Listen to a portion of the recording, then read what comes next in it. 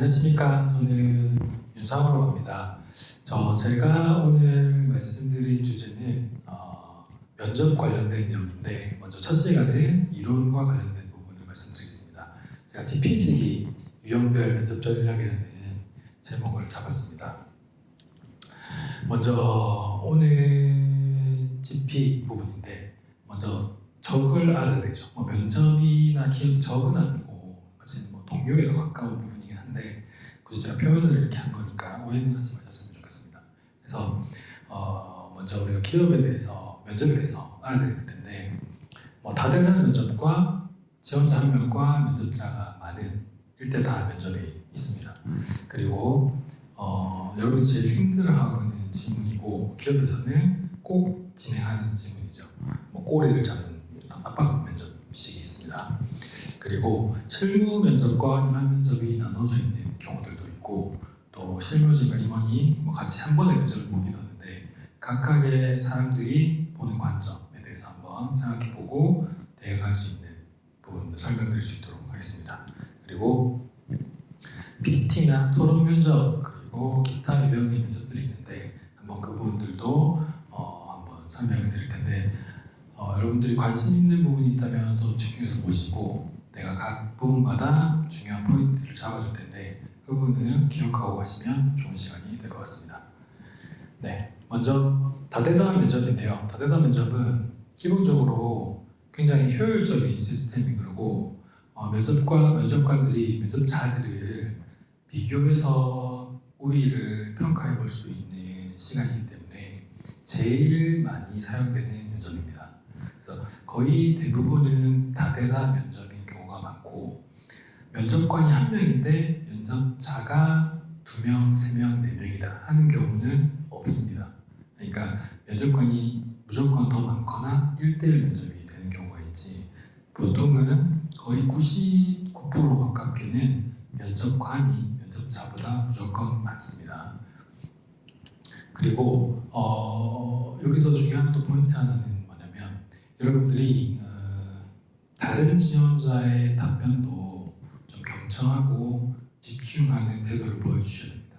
그냥 내 얘기할 때만 집중해서 굉장히 의욕적으로 말하다가 다른 사람 얘기하거나 할 때는 좀 너무 멍때린다거나, 멍때리기까지는 않겠지만 그때 표정이라든지 자기 것만 생각하고 있으면 안 되거든요. 왜냐면 다른 지원자들의 했던 질문이 그 지원자한테 막히면 그게 돌아서 나한테 바로 올 수 있습니다. 또는 답변을 했는데 똑같은 질문을, 그러면 누구 지원자는 이 부분에 대해서 어떻게 생각하는지 반대 의견을 묻는다거나, 동일하게 생각한다면 왜 그런지를 계속 물어보거든요. 그래서 여러분이 면접의 흐름을 계속 따라가는 데 있어서 중요한 게 이런 다대다 면접에서 중요한 부분입니다. 그래서 여기서 중요한 포인트를 제가 하나 말씀드리면, 여러분들이 판단을 하는 경우가 있어요.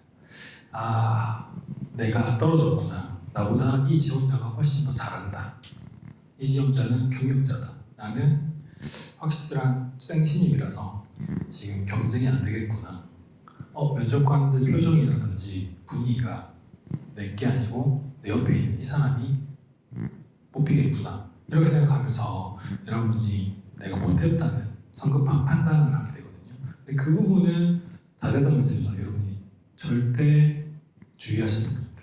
여러분, 실망하는 거는 떨어지고 나서 실망해도 늦지 않아요. 그런데 면접을 진행하는 동안에는 절대 포기하시면 안 되고 끝까지 가셔야 됩니다.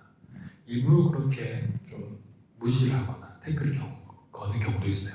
이 친구의 내구성을 보려고. 그리고 2조에서 내 경쟁 상대 또는 같이 면접 보는 친구가 유독 이번에 너무 뛰어난 친구였어. 그래서 내가 상대적으로 좀 못해 보이긴 하지만, 면접관들의 기준으로 봤을 때는, 전체 기준으로 봤을 때는 둘 다 웬만큼 된다. 그렇기 때문에 둘 다 뽑힐 수도 있는 겁니다.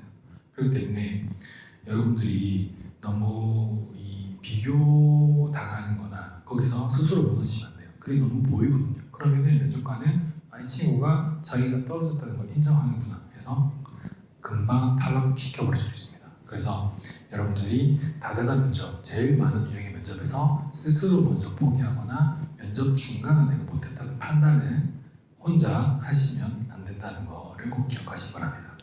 자, 그리고 1대 다 면접이죠. 1대1을 포함해서 말씀드릴 건데 이게 제일 사실은 이상적인 면접입니다. 면접관 3명의 면접자가 1명 있는 이게 이제 삼성에서도 하는 이 면접이죠. 이렇게 삼성은 4번 면접을 보거든요. 그러니까 면접관 12명이 1명을 위해서 4회 투입된다는 거예요. 이게 단순 시급만 계산해도 엄청난 투자인 거거든요. 그만큼 사람을 입체적으로 보고 판단하기 위해서는 이렇게 1대 다 면접 또는 최소한 1대1 면접을 해줘서 나를 심층적으로 알아가는 게 좋은데 이렇게 하는데 단점은 시간이 굉장히 많이 걸리고 이 부분을 구조화하는 데 있어서 어렵다. 12명의 그 평가를 또 정리해가지고 한 명 한 명 평가를 정리한다는 게 생각보다 생각해보시면 쉽지 않거든요. 그래서 이상적이지만 심층평가할 때는 유리하지만 또 이런 면접 형태가 잘 없습니다. 그래서 보통 최종 면접 내지는 원데이 면접을 다 끝낼 때는 이렇게 하기도 합니다. 그래서 나를 면접 보는데 혼자인데 면접관이 3명 이상 있다. 이 기업은 사람을 좀 제대로 뽑으려고 하는 거고 나한테 더 집중해 주는구나 생각하시고 긴장하기보다는 되게 고마워하면서 면접을 보시면 더 좋을 것 같습니다. 고의적으로. 그리고 면접자들이 많으면 어때요? 저 친구가 대답할 때 내가 생각할 시간이 있잖아요. 근데 다대이면 돌아가면서 질문을 나한테 쏟아붓기 때문에 내가 준비할 시간이 부족합니다. 그래서 굉장히 좀 당황하거나 한번 막히면 계속 스텝이 꼬일 수가 있어요. 그래서 1대 다 면접에서는 또 1대1 면접에서는 빠져나갈 구멍이 없기 때문에 답변을 좀 더 빨리빨리 잘해야 되는 거구나 하는 것들도 생각하시면 좋겠습니다. 그리고 여기 1대 다 면접에서 주의하실 부분은 의외로 여기서 여러분들이 햇볕 정책에 많이 빠져가지고 탈락을 하거나 실수를 합니다. 그러니까 여러분 단순히 질문을 많이 하고 어렵게 하고 압박한다고 해서 여러분 힘든 게 아니라 뭐 힘들 수는 있겠죠 심리적으로. 근데 비교군이 없잖아요. 나 혼자이기 때문에 내가 말하는 게 그냥 거의 다 정답인 것처럼 받아주는 면접이 있어요. 아 그래요? 아 그렇구나 이렇게 받아주는 거죠. 또는 참 잘했다 칭찬 또는 해보세요 계속 해보세요 이렇게 하면서 내가 하는 거를 칭찬해주고 격려해주고 잘 끌어주면서 그 친구의 나의 본 모습이나 캐릭터를 다 드러내는 거죠. 보통 이때 여러분이 나는 할 말 다 했고 막히는 거 없었고 면접 분위기도 좋았어 붙겠구나. 근데 떨어져요. 왜 떨어졌지? 모르고 분석을 못하죠. 그만큼 이 1대 다 면접에서 여러분이 중요한 부분은 성급하게 내가 잘했다 판단하지 마시고 끝까지 긴장을 유지하시면서 너무 분위기가 좋을 때 오히려 의심을 하면서 좀 신중하게 답변을 해나가는 것도 중요한 팁 중에 하나입니다. 그래서 오히려 이럴 때 진짜 더 멘붕이 오는 게 왜 떨어졌는지를 알아내기가 어려워요. 이런 햇볕 정책에 빠지게 되면. 그래서 여러분들이 1대1 면접에서 중요하신 부분은 너무 성급하게 또 내가 잘했다 판단하지 마시고 또 하나만 더 말씀드리면 기죽으시면 돼요. 뭐냐면 건설사 같은 경우에는 17대1 정도로 면접을 본대요. D글자로 임원이 앉아있고 직원들이 앉아있고 나 혼자 있고 뭐 이런 형태도 최근에 2020년도에 있었던 일이거든요. 이렇게 면접을 보는 경우도 있다고 합니다. 그거는 아마 좀 뭔가 무언의 압박을 주려고 하는 거죠. 그리고 면접관이 더 많기 때문에 롤이 있습니다. 어떤 면접관은 되게 친절하게 진행을 해주고 한 면접관은 좀 핀잔을 주거나 비협조적으로 나온다거나 나를 못 듣는다거나 이렇게 좀 압박을 하는 무언의 형태가 있거든요.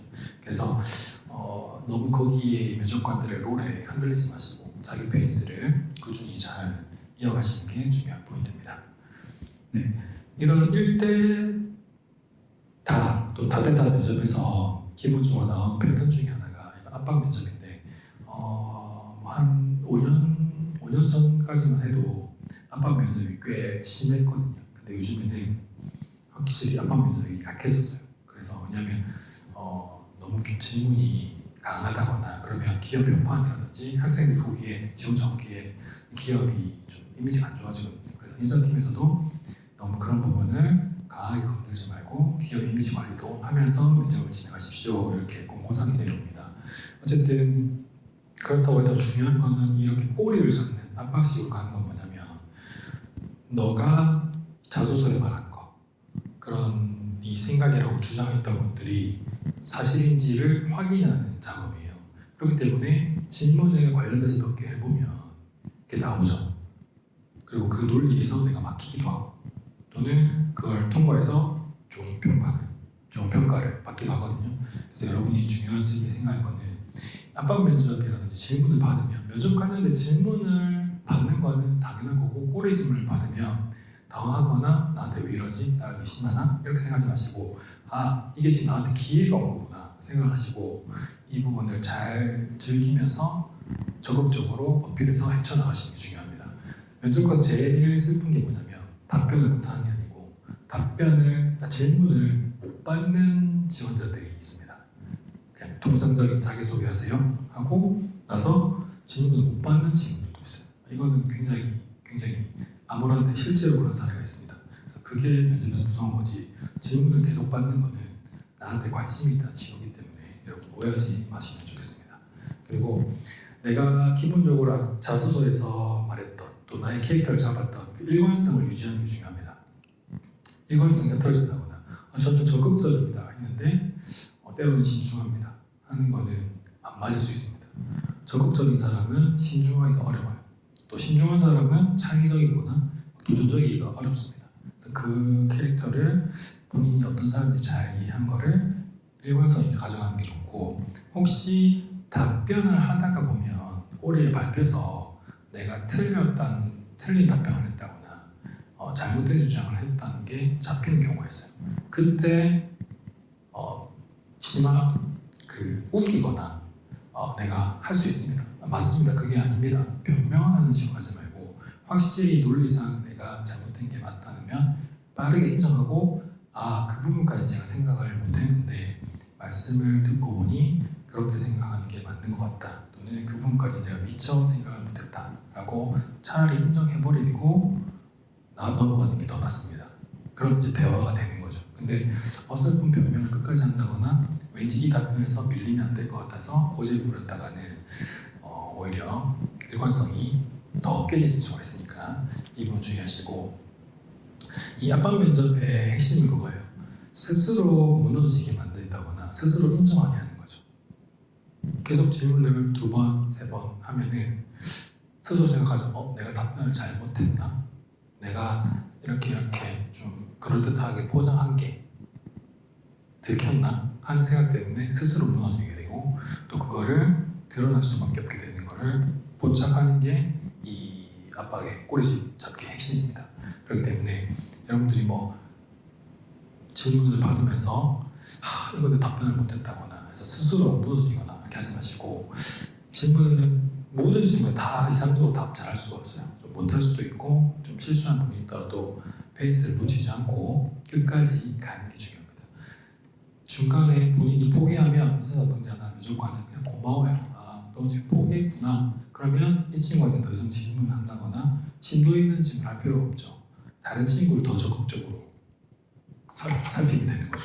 그렇기 때문에 여러분들이 절대 스스로 무너지지 말라는 부분을 꼭 말씀드립니다. 당연히 어려운 겁니다. 자, 이제 실무 면접을 한번 볼게요. 실무 면접은 인성보다는 실무 역량을 중요하게 보는 겁니다. 쉽게 말해서 같이 일할 수 있는 내 밑에 신입으로 들어오는 친구를 찾는 거죠.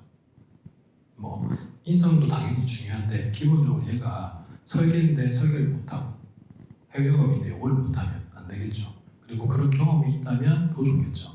그래서 우리가 남자친구를 볼 때랑 또 우리 아빠가 내 남자친구를 볼 때랑 관점이 다르죠. 그래서 실무 면접은 내가 마음에 드는 남자친구 이상형에 가까운 그런 관점으로 본다고 생각하면 이해가 될지 모르겠습니다.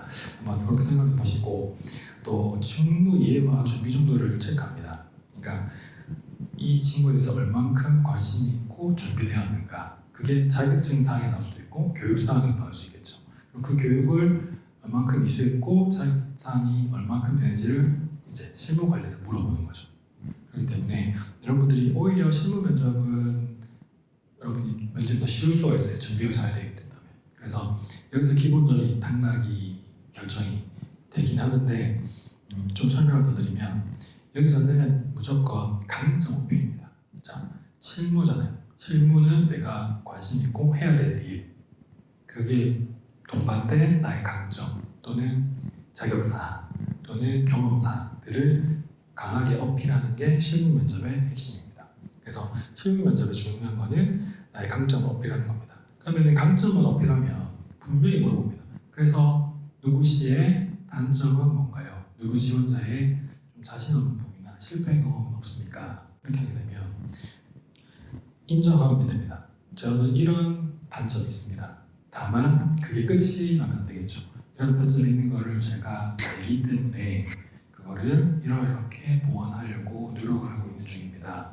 그 부분을 설명해 주시면 실무자들은 이 친구가 명확한 강점이 있기 때문에 그 정도 단점은 약점은 안고 갈 수 있는 부분인 거죠. 그래서 여기서 중요한 부분은 강점을 얘기하는 부분입니다. 그리고 임원 면접을 한번 살펴볼 텐데 임원 면접은 좀 실무적인 것보다는 인성을 확인합니다. 그러니까 이게 약간 장인 같은 또는 약간 시어머니 같은 그런 느낌의 관점인 거죠. 여러분 우리 아빠가 내 남자친구를 보는 거랑 내가 내 남자친구를 보는 거랑 관점이 명확하게 다릅니다. 그리고 이게 임원이잖아요. 임원 면접이잖아요. 그렇기 때문에 실무진에서 실무 면접을 해서 다 웬만큼 실력은 됩니다 하는 친구들을 올려보낸 거거든요. 이 친구들은 직무상 역량이 되기 때문에 이 중에서 임원들이 보시기에 우리 회사 인재상과 잘 맞는 친구들을 선별해서 채용해 주십시오 하는 과정이거든요. 그렇기 때문에 실무적인 질문을 많이 안 해요. 오히려 여기서는 질문의 범위가 오히려 실무가 아니기 때문에 시사적인 부분이나 정치적인 부분까지도 예측할 수 없게 많이 물어봅니다. 그러니까 원래 정치적인 부분은 뭐 면접에서 얘기할 수 있는 부분이 아니죠. 그런데도 불구하고 임원들은 그런 게 없습니다. 왜냐하면 인사팀에서 가이드를 주죠. 채용 면접관으로 들어가시는 분들한테 개인 신상이라든지 정치적인 부분이라든지 또 민감한 질문은 피해 주십시오 이렇게 하는데 그런 민감한 질문을 일부러 하는 건 아니고 임원들이 판단할 때 이 친구한테는 이것도 좀 확인할 필요가 있다 판단이 되면 그런 가이드 상관없습니다. 무조건 물어봅니다. 왜냐하면 임원 자체가 곧 기업이거든요.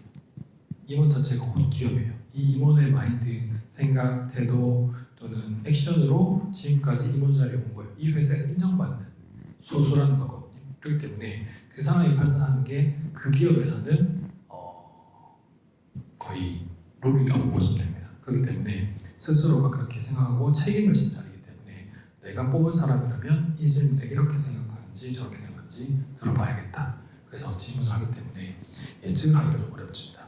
그래서 여기서 중요한 거는 개성이 있다거나 그런 걸 보는 게 아니고 조직과 같이 가는데 우리랑 얼마나 갈 수 있냐 이 부분을 중요하게 봅니다. 그래서 여러분들이 조금 비즈니스 매너라든지 또는 어른을 대하는 그런 부분이 어떤 건지를 조금 더 생각해 보시고 공부해 보시고 찾아보시면 좋겠고 그리고 저기 에티켓이 우리가 이제 대학 생활을 많이 하기 때문에 친구들과 얘기하고 부모님과 얘기하고 교수님과 얘기하는 정도 외에는 비즈니스 관계를 할 일이 없기 때문에 여러분들이 굉장히 사회생활 비즈니스 매너가 부족한 부분이 있거든요.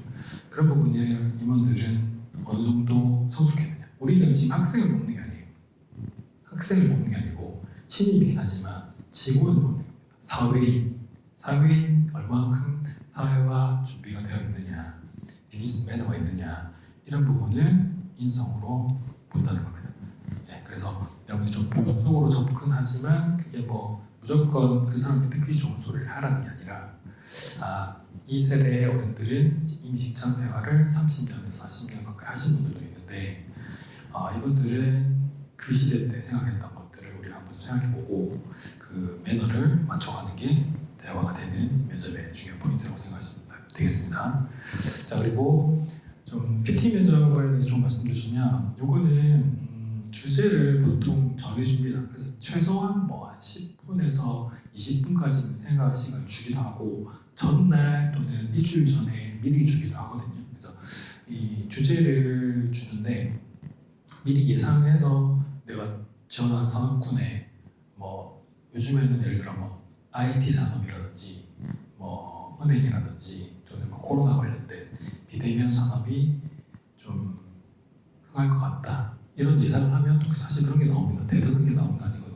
그래서 그런 주제들을 좀 미리 한번 좀 생각해보고 사고의 틀을 넓히면서 준비하는 게 좋겠고 여기서 중요한 거는 PT 면접에 중요한 거는 그냥 말을 잘한다거나 발표를 프로페셔널하게 잘한다. 뭐 그것도 되게 중요할 수 있겠죠. 근데 그거는 회사 생활하고 또 가르쳐주면 되는 거기 때문에 금방 늘어요. 근데 중요한 건 뭡니까?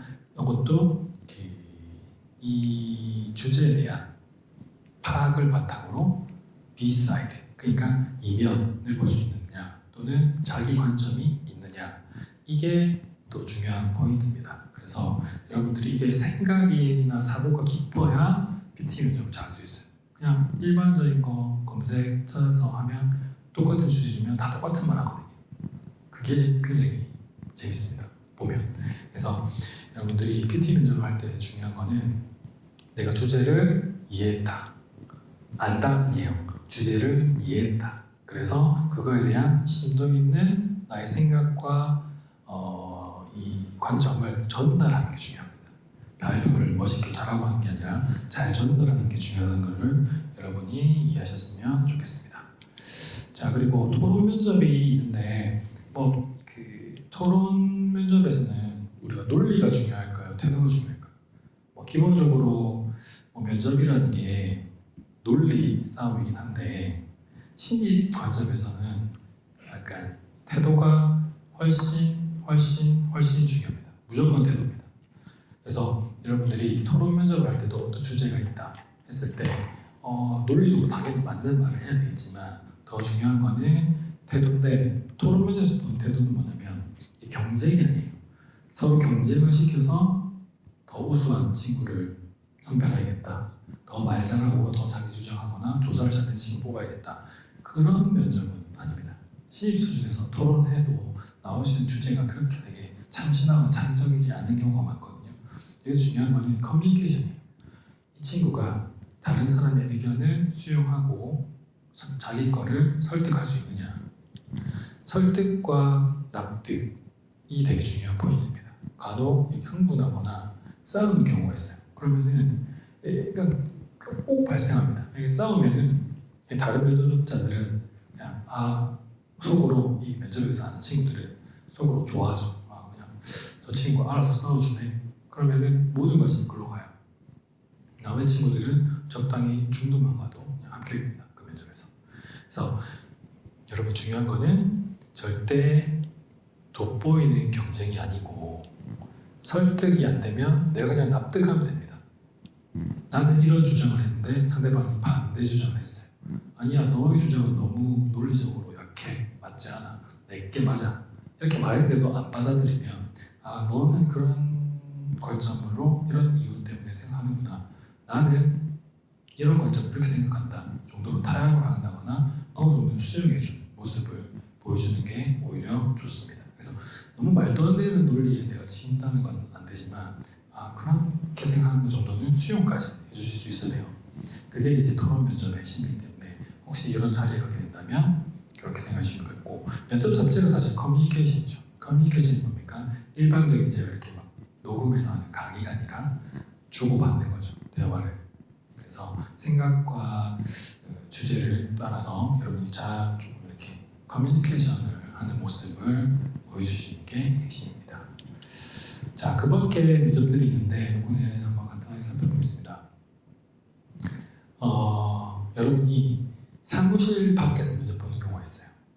만약에 신입한테도 이렇게 하는 게 있더라고요. 1박 2일 동안 또는 하루 동안 질문도 하지만 캠프하면서 운동하고 식사하고 체육하는 이런 면접도 있어요. 보통은 이런 게 면접이 아니고 신입사원 교육 때 하거든요. 대기업에서는. 근데 이거를 면접 단계에 넣는 기업들이 있어요. 만약 이런 기업이라면 굉장히 좋은 기업이라고 생각하시면 됩니다. 그래서 꼭 꼭 신입 대규모 채용하는 중견 대기업이 아니더라도 뭐 외국 기업에서도 이렇게 식사 면접도 많이 하는데 중요한 거는 이 친구랑 이것도 약간 햇볕 정책의 일환 중에 하나죠. 어떤 모습인지 술을 먹으면서 하는 면접도 있거든요. 그래서 여러분들이 이런 면접을 경력을 쌓아가다 보면 하게 될 일이 있을 텐데 또는 신입에서도 하게 될 기회가 있을 텐데 그럴 때 중요한 거는 이것도 결국에는 커뮤니케이션인데 그 사람을 깊이 알아보고 싶어 하는 거예요. 그래서 그렇게 이해를 하시면 좋을 것 같고 요즘에 굉장히 이슈가 되는 부분이 AI 면접이죠. 역량검사. 이게 AI 면접이라고 해서 이거를 굉장히 순수하게 면접을 생각하는 학교, 기업 또는 지원자들이 많은데 이거는 사실상 필기에 가까운 겁니다. 여러분 절대 본인 얼굴이 나와서 답변이 녹음되고 하지만 이거는 필기 전형에 가까운 거예요. 그래서 사실 답변보다는 그때 문제 푸는 것들이라든지 그 패턴을 분석하는 게 이 AI 역량 검사의 핵심입니다. 요거를 잘 모르시고 취준생들을 약간 이렇게 뭐 장사 속에 접근하는 분들이 있거든요. 근데 우리나라의 지금 AI 역량 검사 시스템은 공식적으로 하나밖에 없습니다. 그래서 그 패턴은 필기 전형에 가까운 검사다 생각하시면 좋을 것 같습니다. 그래서 이런 것들은 단시간에 준비하기가 좀 어렵습니다. 평소에 나의 패턴, 생각, 또 깊이를 자연스럽게 끄집어내는 거기 때문에 여러분들이 이런 면접을 해서 사는 건 아니지만 나를 어떻게 표현하고 정돈할지 정도는 여러분이 생각해 주시면서 면접 유형들에 대해서 알아가셨으면 좋겠습니다. 오늘은 이렇게 면접 유형들을 한번 살펴봤고요. 다음 시간에는 저희가 면접의 실전편 이론을 알았으니까 자기를 이해하는 걸 바탕으로 실전하는 부분을 살펴보겠습니다.